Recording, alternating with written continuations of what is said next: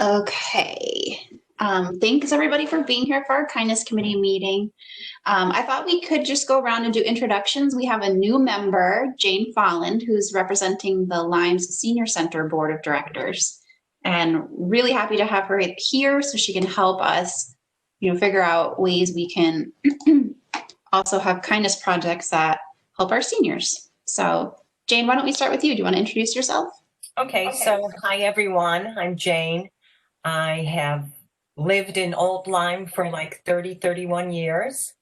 I'm joined the senior center about a couple years ago, and I just really liked the senior center and Stephanie in particular and all the people that are there.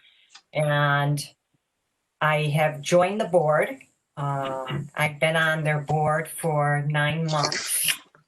And then the board asked for a volunteer to join the kindness committee. So I thought, well, that'd be a great thing because I've heard about the things that you do in town, and it'd be great, as Michelle said, to include the seniors. So that's why I'm here. Any questions? Thank you. That was great. Who would like to go next? I'll go. So my name is David. I'm with the Lions Club. I just did an officer change. I'm going to be taking over as the vice president for 2021. Oh, congratulations. Yeah, thank you. We usually have 2 people on the call. Dan, unfortunately, it sounds like he might not be able to make it today. So okay. It'll be 2 of us. And yeah, no, I also work for Webster Bank and came on board last February. So it just was between that and the Lions Club. I think this is a great committee, and I love what we're doing for the community and wanted to make sure I was part of it any way I could. Awesome. Thank you. Jen? Jen Stack. I'm Jennifer Datum. I'm the social services coordinator for the town of Old Lyme. So I work together with the Selectmen's Office, with the Youth Service Bureau, with the Senior Center, with the town nurse, with the municipal agent to kind of help people with the needs of the town. Mary, you're muted right now, but please, here you go. Hi, I'm Mary Seigner. I'm the director of the Limes Youth Service Bureau. And usually Missy Garvin joins this meeting too. I just texted her. Hopefully she'll be joining us too. I'm not sure where she is, but looking forward to get going back to work with kindness. It looks like we have someone else on the phone. Is there someone else? Yes, it's Katie Huffman from the library, and I'm trying to get in on video, but my computer and I are fighting today. So that's okay. As long as we can hear you. Yes. So I'm glad to be here. Do you want to just quickly introduce yourself for Jane? Sure. Yeah, I wasn't sure what we were doing. So I'm Katie Huffman. I'm the library director for the library here now. Awesome. Yeah, thank you, Katie. I know who you are. Oh, okay. Great. All right, so we'll move along on our agenda. So I have a recap of the last meeting on here. I basically put that on there because at our last meeting, we talked about doing an activity where we encouraged residents to make kindness-themed bookmarks that we would then give to the library for them to stick in the books that they do for the curbside. But we didn't do this over the past month. I started to feel worried that if we put it out right as school was starting, parents are just very stressed out right now. And I don't know, I just thought maybe it wasn't exactly the right timing for us to say, oh, hey, add this on and make these bookmarks. So I hope it's okay. I held that for us to just talk about again, because I want to just be sensitive to that. A lot of people feel very tapped out right now. So I was just worried about, I don't know, I was just worried about asking people to do more as school was starting. So I know we all really liked that idea, so it's definitely something we can still do because we can do that at any time. Katie, I imagine curbside's going to continue for a long time, right? Correct. Yes. Yeah. We're doing that for the foreseeable future. So we're open to it whenever. And I, as a parent of a child in school right now, I appreciate the pause. So. Well, thank you. I appreciate that. So at our last meeting, we also did talk about giving our kindness award to, oh my gosh, why is my name, Teddy. what? I didn't hear you. Teddy. Teddy, yes, thank you. Whew, I blinked. Teddy from the pizza place in town. And so I made him his award and I went over there and gave it to him. And he was so happy. I kid you not, he almost started crying. Like it meant so much to him. So I snapped a nice picture and I submitted an article to the Limeline about it. And they ran it and it got like huge readership over there because people just love him. So that was definitely a great thing that we did over the past month. Made him feel really good, and he got lots of shouts out on social media and stuff. So We, at LISB, we put a post on our Facebook page during, I don't know, the last few months because he had donated so many gift cards to our families in need. And we just put a message on our Facebook page, thanks to Teddy's Pizza. And it got more likes and comments than anything we've ever put on our Facebook page ever. wow. So he is very well loved in our community. So. That is amazing. Well, I think it's really special that we're in a position where we are able to give these wonderful community members awards to recognize their kindness. I just love it so much. Hold on, I'm just taking some notes. Just to go back to the bookmark thing for a second, does anyone have thoughts on when there might be a better time to do that? I mean, maybe it's something we can do in November, like with like a gratitude theme for Thanksgiving. I don't know. I'm just trying to think if we delay it a little bit, when's a good time to do it? Katie, didn't the libraries have a thing for bookmarks for juvenile detention center? Where you could pick up a I'm little sorry. packet? I didn't quite hear that, if it was directed at me. Did the libraries have a bookmark for? The juvenile, kids in juvenile detention? Yes. So we are doing a program right now where we're inviting people to pick up a packet to make bookmarks for kids in juvenile detention. But that's kind of in process right now. Mickey, our I have a question about that. Katie Huffman, where are those going? Because juvenile detention in Connecticut is not really happening. I honestly don't know. Nikki is the one coordinating all of that. I can find out and get back to you, but I don't know the details of exactly where it's going right now. Yeah. And has there been a big response? How many of those have gotten picked up? Again, I'm not sure. I don't know, but I can. It's okay. I'll let you know. Another idea is that you might be interested in, Katie, and and the whole committee might be interested in is at LISB we've often done projects for children in foster care because kids in foster care aren't allowed to go trick-or-treating. They're not allowed, they don't get Easter baskets. We did our backpack collection at the beginning of the year, and the majority of them go to kids in foster care. And they have nothing. And so when they get something, anything, it's just so appreciated. And we work with DCF quite a bit, and the woman who coordinates the foster care unit in southeastern Connecticut lives in Old Lyme. And so she is our contact, and the response that we get from the foster care families and the children is just overwhelming. Like, they're not in Old Lyme, most of them, they're just in the whole region. But those foster care children just get forgotten, and sometimes they leave their house in the middle of the night with all their possessions like in a garbage bag, and that's it. So that's another area where if you wanted to do something for kids, foster children is a good one, and I can hook you up with them. Great, thank you. Katie, keep me posted on that. If If there's anything like that that you want me to promote, I can do that on the town Facebook page since it falls Okay, within our great. committee. So what do you think about maybe holding the bookmarks till around Thanksgiving? And we could have it be gratitude themed. You like that idea? I'm seeing heads shaking yes. Yeah, that's great. Okay, we'll hold it till then. I mean, that will be an easy thing to organize, so I don't think it'll be too time involved for us.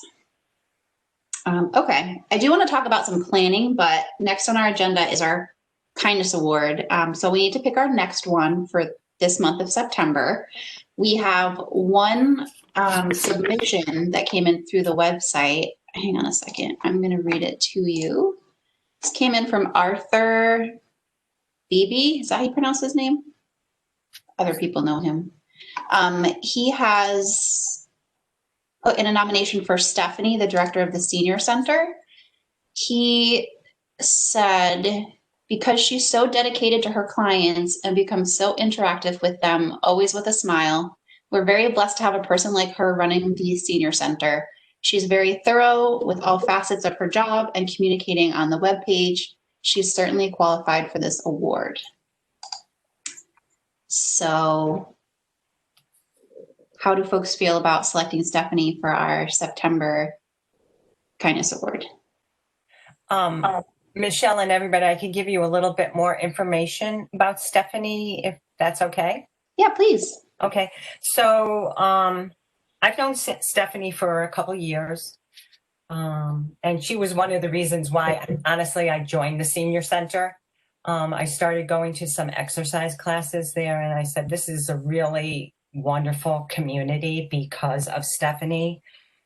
Ever since she became the director, I think she's been there maybe 3 years. Don't quote me on that. She has increased the membership from, I think it was like only 200 people to like 1,500 now.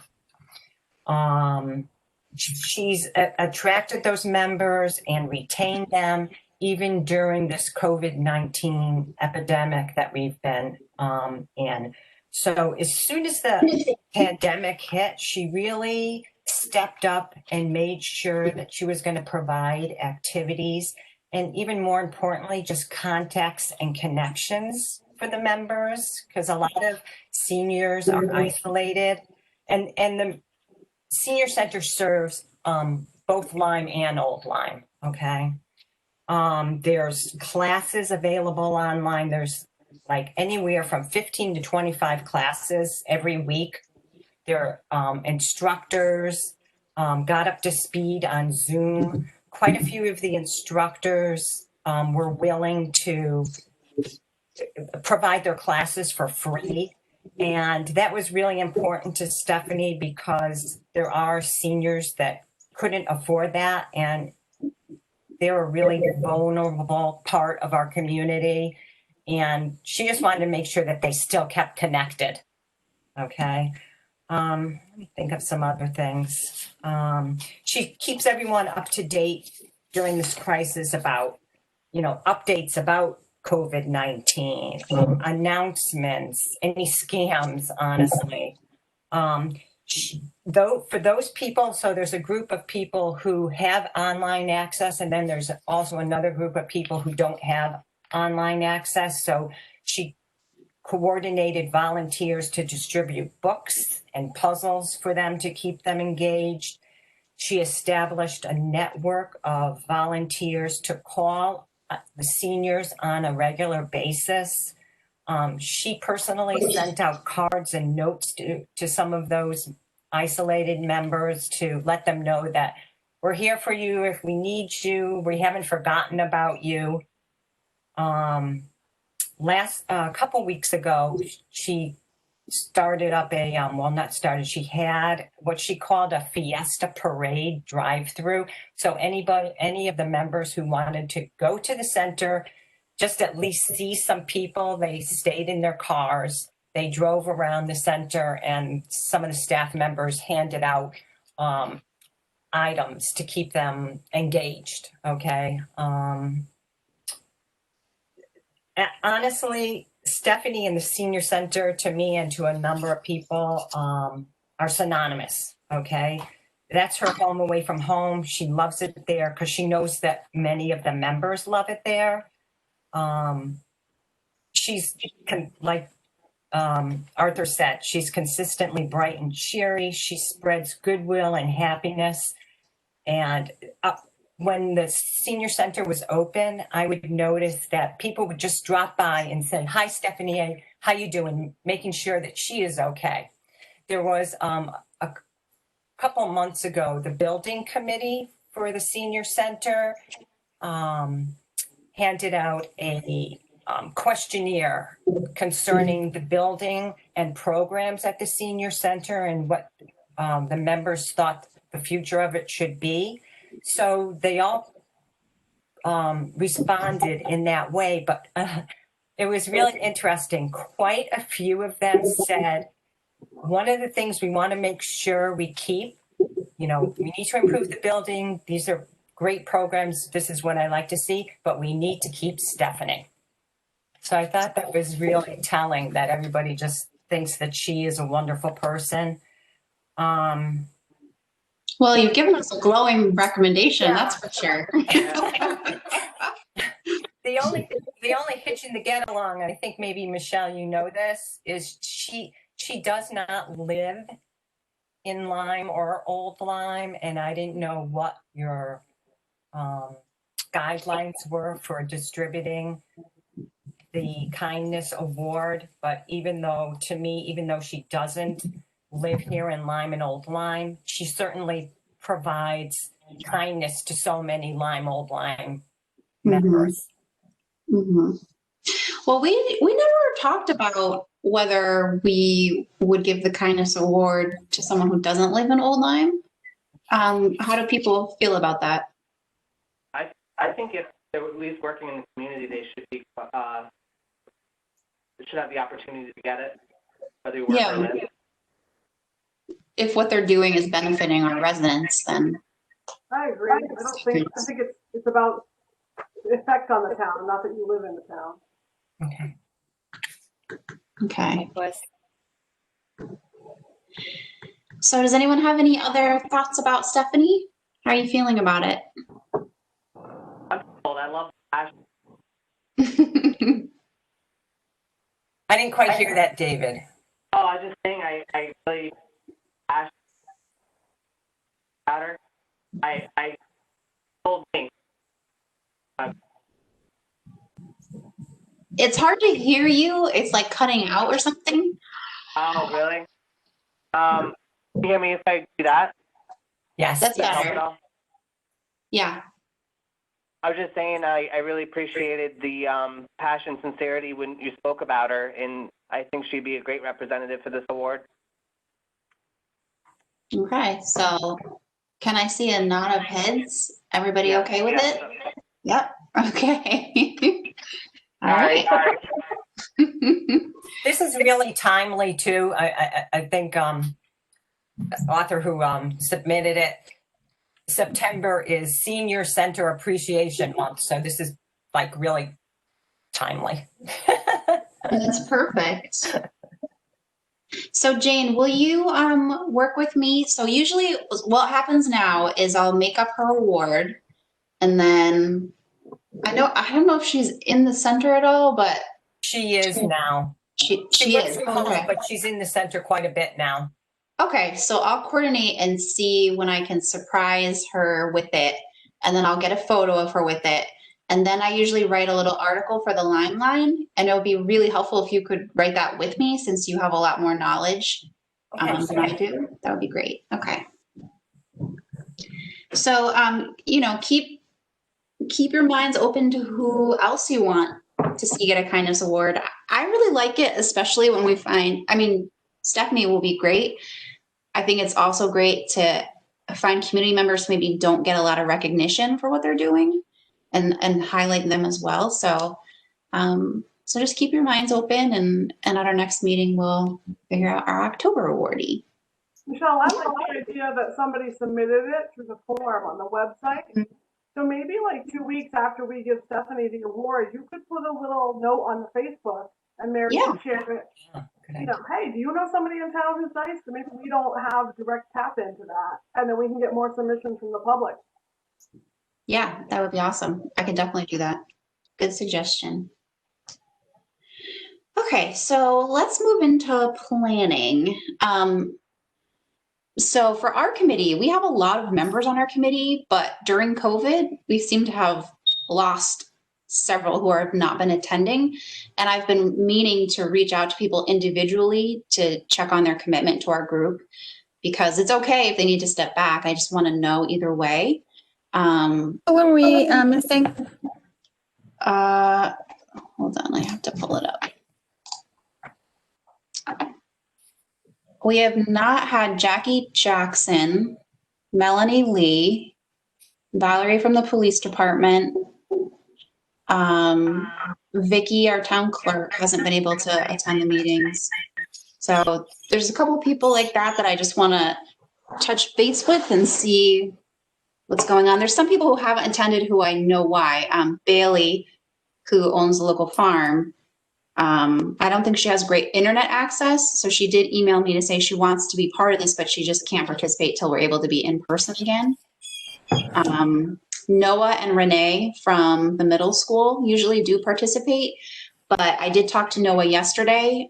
He said that because of how small they have to keep the lunch rooms or something, that the people are having to pitch in and they don't have a break. So he no longer has a break at this time. Neither does Renee, I don't think, to join right now, but they still want to be involved. So we just have to wait that out and see how long that's going to go on for. But I really want to get a sense from the other folks who I haven't heard from. Do they want to be part of this or not? Because if they don't, I think we'd like to find people who are committed and want to come to our monthly meetings and help us with our projects and stuff. So just wanted to acknowledge that with everybody and let you know that I'm hoping before our next meeting that I'll be able to do that, depending on my workload. Consider meeting date and time, Michelle. I mean, I know we picked this and it works, but maybe later in the afternoon is more convenient. It depends on everybody's individual schedule. But maybe a meeting remotely makes it easier to have a different time. I don't know. True. Originally, I think the reason why we did 12 to 1 was it was convenient for the schools because they were usually on their lunch break. And also me personally, I don't live in Old Lyme and I have a daughter. So when I leave at 4, I can't stay. So a nighttime meeting didn't work. But since our meetings are virtual, we certainly could do nighttime meetings now. So that's a good point.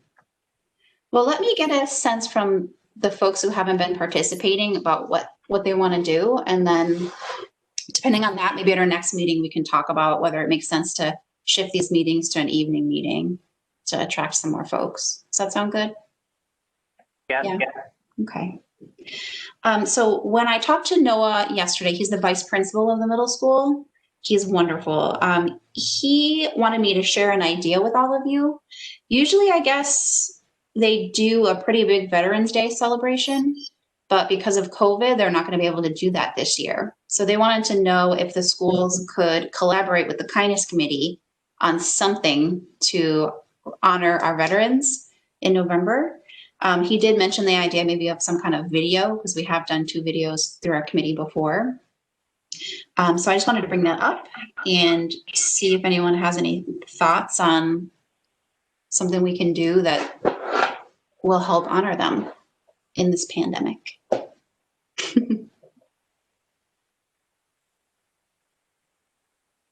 I mean, the idea of a video appeals to me because we could do something similar where before, like for the teachers, we did a teacher video. We could ask residents, students to send in a 10 to 15 second clip thanking the veterans that I could then compile into one video like I did before. And then maybe it sounded like they may try to do some kind of virtual ceremony at the school or something. I don't know how that's going to work because I would assume most of the veterans, Jane, are older. So I don't know if they would, the technology gap. I don't know. I'm not sure. I mean, a lot of seniors are pretty tech savvy, but then there are a number who aren't. Maybe instead of asking them like to join on a Zoom or something, if there was a link in an email to a YouTube video, that would be, I think most people can handle that. I do Yeah. find that Zoom meetings are challenging for people who aren't comfortable with technology, no matter what their age is. So, but maybe just if it was posted somewhere, then it could be shared on websites. And Mm-hmm. The other thing to the video, Michelle, instead of just having kids say thank you to veterans, one of the things I love about the school assembly, when I used to go at Lyme School, is they would all have the veterans in the room with their families, which I know that's not the issue, but like they would tell their story. Like, I served in the Vietnam War, or I was active duty here, and you learn a little bit about their story. So wouldn't it be nice if there was a picture and two sentences about their local, the connection to Old Lyme and what they did, so we learn more from them instead of it being just kids saying thank you in general to veterans.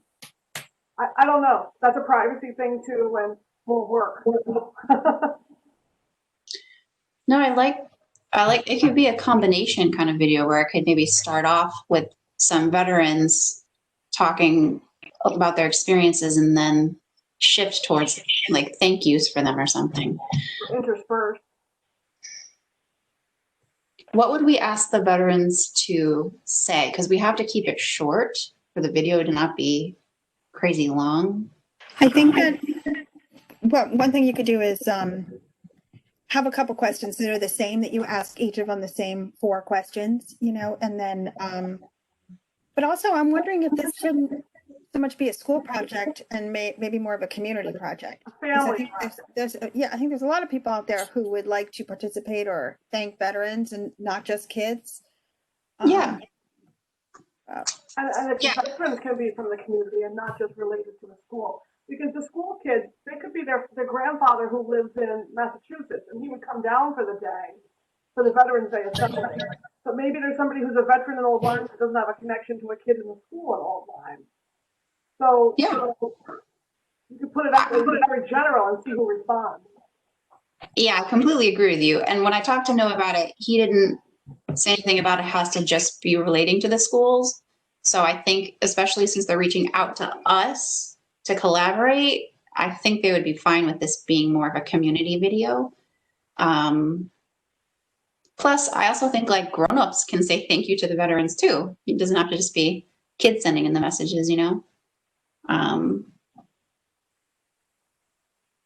Is there any benefit to, in terms of questions we might ask the veterans, trying to tie it back to the kindness, and maybe ask if there's a memory they have while serving of someone being kind to them that made their experience more palatable or manageable?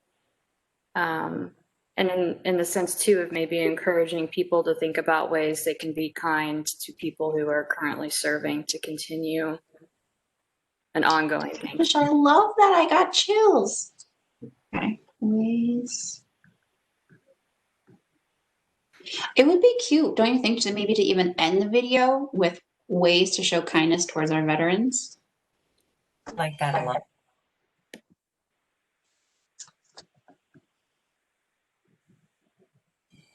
Okay. You could even tap in, Michelle, to the Historical Society. I was just thinking in terms of like oral histories and things like that they might have. Tap into the history of Old Lyme. I don't know. You see, I'm making more and more plans. It's getting bigger and bigger the more I talk.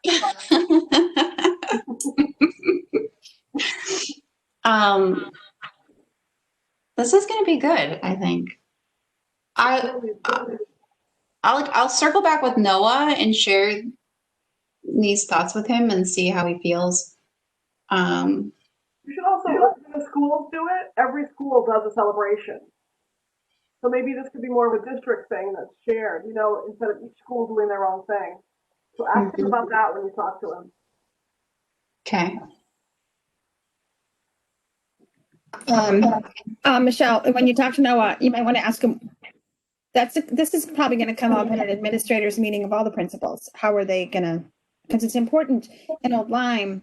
Old Lyme years ago was one of the only communities that went to school on Veterans Day, and all the other towns had it off. And there was some criticism about that. But when I think the veterans saw how Old Lyme I don't want to say celebrated, but, honored Veterans Day in the school instead of having kids sit at home. They had presentations and they had assemblies and they made it a pretty big deal. And I think other schools, other communities have followed suit around us. The kids can actually honor veterans by going to school. And so I do think that it's an important initiative for the whole district. And so I would imagine that all of the principals are talking about what they're doing for Veterans Day. So maybe Noah could pass it along or help us connect to the other 4 schools about what they're doing. So Definitely. I'll definitely talk to them about that. Okay. So it seems like we all agree a video is probably the best approach here, since we can't really do anything in person. I think we all liked Katie's idea of having the vets answer a question about sharing a memory of kindness from when they served. So I'll circle back with Noah, and then I'll shoot you an email and we can't do any planning outside of our meetings for FOI purposes, but I can just fill you in on what he said. And we'll just plan, as long as he's okay with our plan, then we can move forward with it.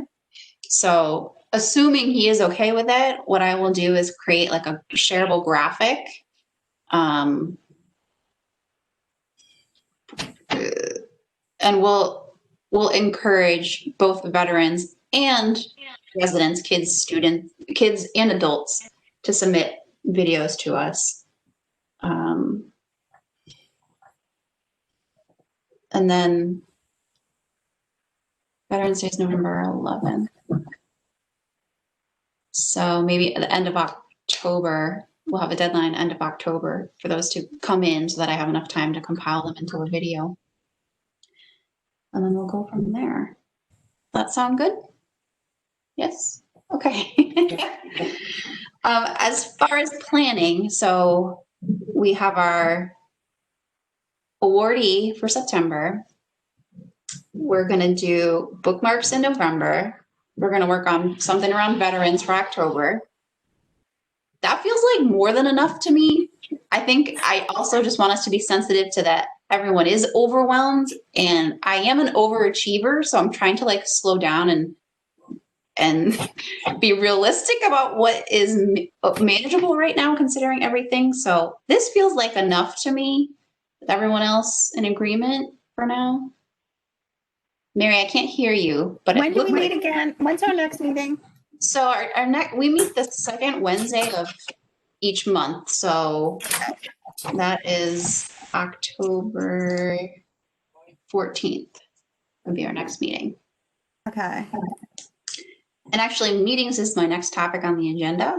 Just kind of to check in with people. Is this monthly meetings feeling still doable for people? Just don't want anyone to feel like anything is too much. It's doable for me, and actually this day and time of day works for me, but yeah. So we can, so when we meet again, well, can have an update on this. Yeah, absolutely. Yeah, I will say, I obviously I'm just one person, but the possibility of transitioning to evenings is significantly harder just because I have so many evening meetings. Finding a reliable time that I would be available is tricky. I don't have as many midday meetings like this, but obviously if you gain 5 people and you lose me, that may be a good ratio, it's, or 2 even, but just something to consider as well if we're talking about moving. We don't want to lose you, Katie. Don't be silly. Like I said, I recognize that I'm one person and there are many people on the group. So, and I would do my best, obviously, to make any meeting that we can, but it is trickier. Yeah. Somebody else talking? No? Okay. I mean, this time, obviously. Between me and Dan, and we have a third person as a backup, as long as we always have someone for representation. It might not always be me, tricky with the bank right now, but I think we have enough people that can cover, make sure one of us is always there. Yeah. Okay. I mean, I think the fact that our meetings are virtual will make it easier for new members anyways, because hopefully someone can take a lunch break or maybe they're working from home anyways right now. I'm sort of in the same boat, Katie. Since I manage all of our boards and commissions, I have to manage all of these WebExes for the boards and commissions, and they're usually in the evening. So maybe for now we just continue with this since it's working for those of us who are consistently coming. And I'll just circle back around with people who haven't been here and gauge their interest. And then if we need to look for some replacements, we can do that. Sound good? I actually have a question in terms of the sending a representative if I can't make it and how that works, given that this is a formal town committee. Is that something that needs to be more formalized, or is it someone can come but not vote, so to speak, or what's the protocol there? Do you know? That's a really good question. So since we're a committee and not a commission or a board, we do have more leeway with things. So if you know you're going to miss a meeting and you want to send someone on your behalf, that's fine. We don't really vote on things here. We don't do anything with money, stuff like that. So we kind of work with a collaborative, consensus-based approach here. So if you need to send someone in your place at any point, that's completely fine with me. Okay, great. Thank you. Oh, hello, Jen. Just in time for adjournment. I did have one idea. Would you like to hear it briefly? Oh, yeah, sure. And I don't, obviously I just missed what was just discussed, but, so you know that we all drive our kids to school these days, right? 60% of the people in town are driving their kids to school.